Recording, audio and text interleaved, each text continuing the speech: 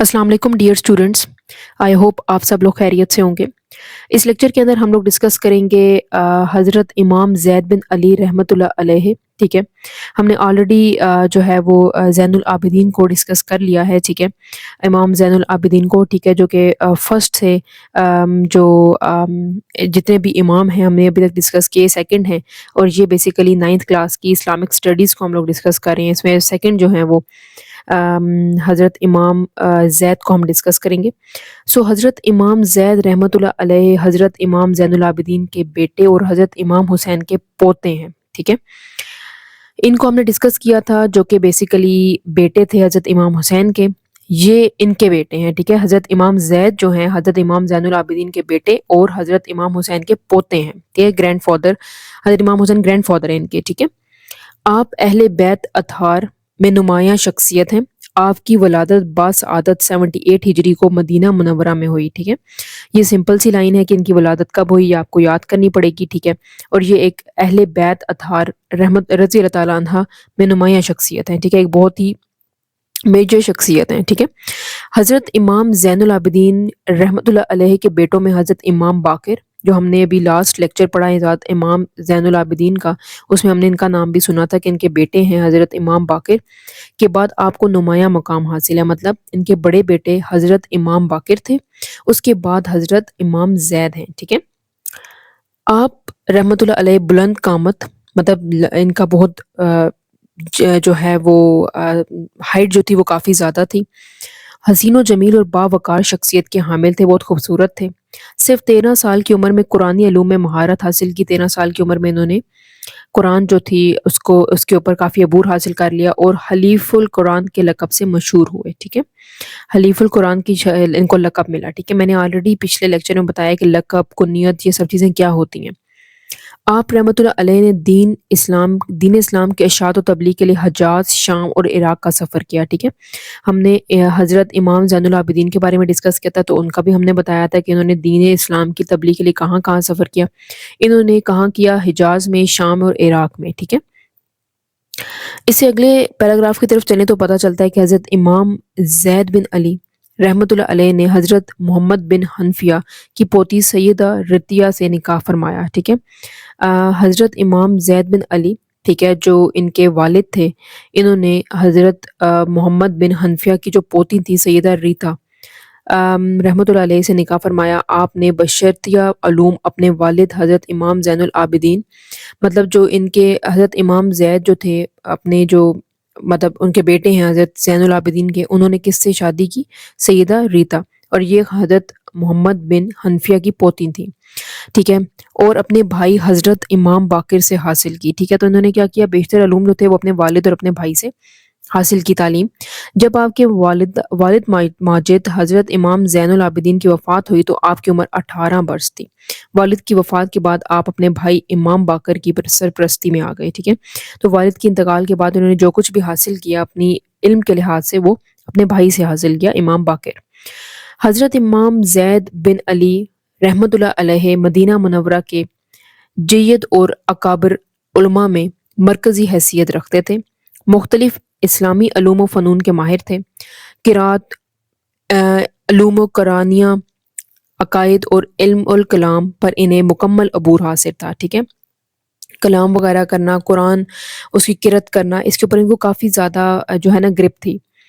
इल्म असूल हदीस के माहिरीन ने आपको हदीस से रवायत करने में ताबीन में शुमार किया, मतलब जिन्होंने भी इनसे जो जो हदीसें वगैरह कहते हैं, जो मुहद्दिस थे, उन्होंने इनसे भी कुछ रवायात वगैरह ली हैं। ठीक है, जिस तरह हम कहते हैं ना इमाम अबू हुरैरा से रवायत है। ठीक है, तो इस तरह से इनसे भी कुछ रवायत वगैरह ली हैं, क्योंकि आपने जिन सहाबा कराम की ज़ियारत की, इनमें से हज़रत अबू तफ़ैल, अमर बिन वासला शामिल हैं। ठीक है, जिनका वसाल सहाबा कराम में सबसे आखिर में हुआ। ठीक है, सहाबा कराम कौन होते हैं?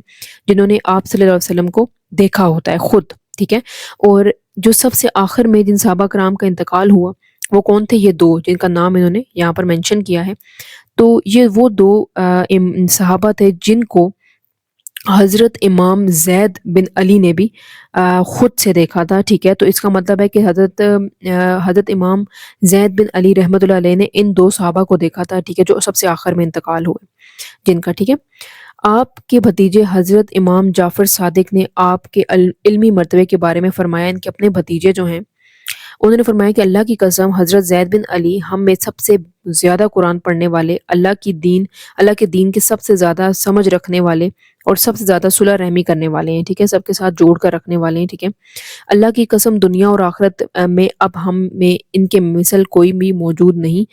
اللہ میرے چچا پر رحم فرمائے، وہ سردار تھے، ٹھیک ہے۔ تو ان کے بھتیجے کہتے ہیں کہ ان سے بہتر کوئی نہیں ہے قرآن پڑھنے والا، دین کی سمجھ رکھنے والا، صلح رحمی کرنے والا، اور اللہ تعالیٰ ان کے اور میرے چچا کے جو ہے اوپر رحم فرمائے، اور ان کے جو وہ سردار ہیں بیسیکلی، ٹھیک ہے۔ پھر اس کے بعد ہے جی حضرت امام اعظم ابو حنفیہ نے تقریباً 2 سال حضرت امام زید بن علی سے علمی استفادہ کیا اور ان کی فقیہ عالم حاضر جوابی اور مسائل میں خوب وضاحت کرنے والا پایا، ٹھیک ہے۔ حضرت امام اعظم ابو حنفیہ رحمۃ اللہ علیہ نے بھی ان سے کافی کچھ جو ہے وہ حاصل کی، علم وغیرہ، ٹھیک ہے۔ آپ کے علم و تفقیہ کا یہ عالم تھا کہ محدثین میں امام ابو داؤد، امام ترمذی، امام نسائی، امام ابن ماجہ نے آپ سے احادیث مبارک کی روایت کی۔ میں نے کہا نا جتنے بھی محدث تھے، ٹھیک ہے، انہوں نے آپ سے بھی روایت کی کہ بھئی انہوں نے بہت کچھ ان کو سکھایا ہے، محدثین کو جو حدیث کہتے ہیں، ٹھیک ہے۔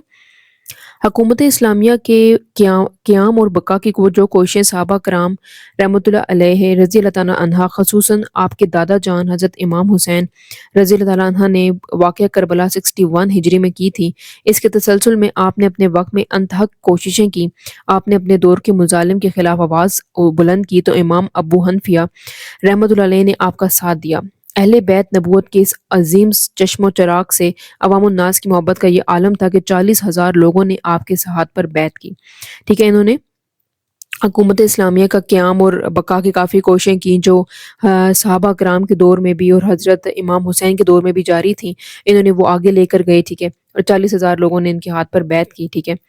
فقہ زیدیہ آپ کی نسبت ہی سے مشہور ہے۔ آپ کی شہادت کے بعد یمن میں باقاعدہ طور پر آپ سے منسوب زیدی حکومت بھی قائم ہوئی۔ آپ کے پیروکاروں کی بڑی تعداد یمن میں پائی جاتی ہے، ٹھیک ہے۔ یمن میں کافی زیادہ ان کی جو پیروکار ہیں، جو ان کو ماننے والے ہیں، وہ پائے جاتے ہیں۔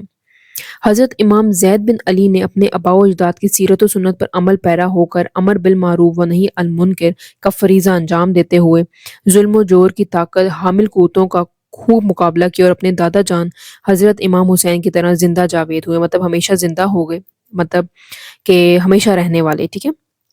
ایٹ دا سیم ٹائم عمل بن معروف و نہی عن المنکر کا مطلب ہے کہ ڈو گڈ اینڈ فاربڈ ایول، ٹھیک ہے، کہ اچھا کرو اور برائی سے رکے رہو، ٹھیک ہے۔ آپ رحمۃ اللہ علیہ لوگوں کو کتاب و سنت کی پیروی اور جابر حکمرانوں سے جہاد اور محروم افراد کی حمایت کی دعوت دیتے تھے۔ آپ قرآن مجید کے جدید عالم تھے اور آپ کی علمی آرائی میں قرآن مجید کو مرکزیت حاصل تھی۔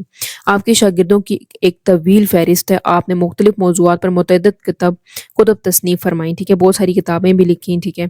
اور آپ جو ہے وہ ہمیشہ آواز اٹھانے والوں میں سے تھے جو ظلم کے خلاف آواز اٹھاتے تھے، ٹھیک ہے جی۔ اور حضرت امام زید میں اتحاد امت کا جذبہ کوٹ کوٹ کر بھرا ہوا تھا کہ یونٹی بہت ضروری ہے، ٹھیک ہے۔ آپ اکثر فرمایا کرتے تھے کہ اللہ میں پسند کرتا ہوں کہ رات کے تارے میرے ہاتھ لگیں اور وہاں سے گر کر میرا جسم ٹکڑے ٹکڑے ہو جائے، اور اللہ اس کے عوض میں امت محمدیہ میں اتحاد پیدا فرمائے، ٹھیک ہے۔ تو وہ چاہتے تھے کہ امت محمدیہ میں اتحاد ہو، ٹھیک ہے۔ بے شک میرا جسم ٹکڑے ٹکڑے ہو جائے، گر کے میرا جسم ٹکڑے ٹکڑے ہو جائے اور اللہ کی عوض میں امت محمدیہ میں اتفاق اور اتحاد ہو، ٹھیک ہے۔ خلافت اسلامیہ کے قیام کی اس جدوجہد میں آپ نے 44 برس کی عمر 122 ہجری کی جامع شہادت نوش کیا۔ حجاز اور شام کو ملانے والی مشہور شاہراہ موطا کے شمال میں 22 کلومیٹر کے فاصلے پر ربا کے مقام پر آپ کا مزار ہے۔ دور حاضر میں اس بات کی اشد ضرورت ہے کہ حضرت امام زید بن علی کی سیرت و کردار، صفات، علم، تفقیہ فی الدین اور عبادت اور ریاضت کو اپنائیں۔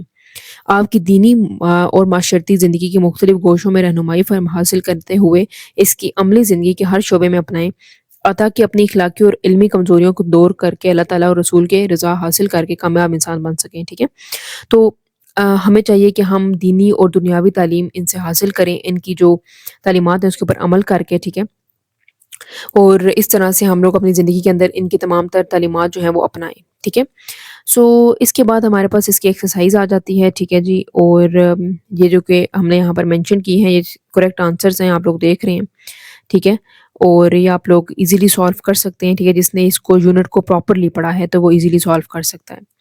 اس کے بعد مختصر جوابات آپ نے دینے ہیں۔ پہلا سوال ہے حضرت امام زید بن علی کا مختصر تعارف بیان کریں۔ پہلا پورا پیراگراف تعارف کا ہے۔ حضرت امام زید کے علمی اور ادبی مقام کے بارے میں حضرت امام جعفر صادق نے کیا فرمایا، جو ان کے بھتیجے تھے، ٹھیک ہے، وہ بھی ہم نے اس کے اندر پڑھا ہے۔